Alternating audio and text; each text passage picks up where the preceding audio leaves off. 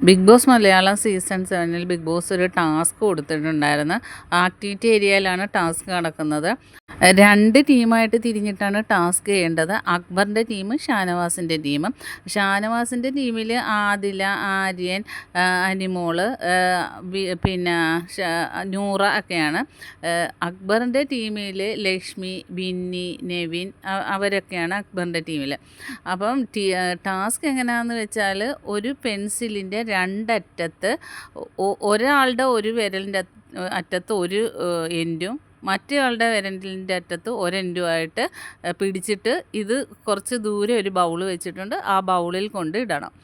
അപ്പം ആദ്യമൊക്കെ ആദിലയും ഷാനവാസും കൂടി ഇത് ചെയ്യുമ്പം അത് താഴെ വീഴുന്നുണ്ട്. പിന്നെ ആദില നടന്നെത്തുന്നില്ല പെട്ടെന്ന് ചെയ്യാൻ വേണ്ടി. അപ്പോൾ ഷാനവാസിന് ദേഷ്യം പിടിച്ചിട്ട് ഷാനവാസ് എളുപ്പം നടക്കുന്നു പറഞ്ഞ് കൈക്കിട്ട് ഒരു അടി കൊടുക്കുന്നുണ്ട്. പക്ഷേ ഷാനവാസ് ആയതുകൊണ്ട് ആദില പെങ്ങന്മാരാന്നും പറഞ്ഞ് ആണല്ലോ ഷാനവാസ് എപ്പോഴും പറയുന്നത്, പെങ്ങൾ കുട്ടിമാർ. അതുകൊണ്ട് ആദില വലിയ പ്രശ്നമാക്കിയില്ല.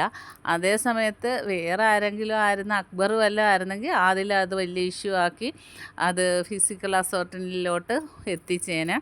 അതാണ് ഇന്നലത്തെ പ്രൊമോയിലും കാണിച്ചത്, ആദില കൈ പൊക്കി നിൽക്കുന്നത്. അപ്പോൾ ആദില ഇങ്ങനെ ദേഷ്യം പിടിച്ച് കൈ ചുരുട്ടി ഷാനവാസിനെ ഇടിക്കാനായിട്ട് നോക്കുന്നുണ്ട്. പക്ഷേ അത് തമാശയായിട്ടങ്ങ് മാറി. പക്ഷേ ടാസ്ക് ജയിച്ചത് അക്ബറിൻ്റെ ടീമാണ്. ബാക്കി അപ്ഡേറ്റുമായിട്ട് വീണ്ടും കാണാം. എൻ്റെ ചാനൽ ഒന്ന് സബ്സ്ക്രൈബ് ചെയ്യണം.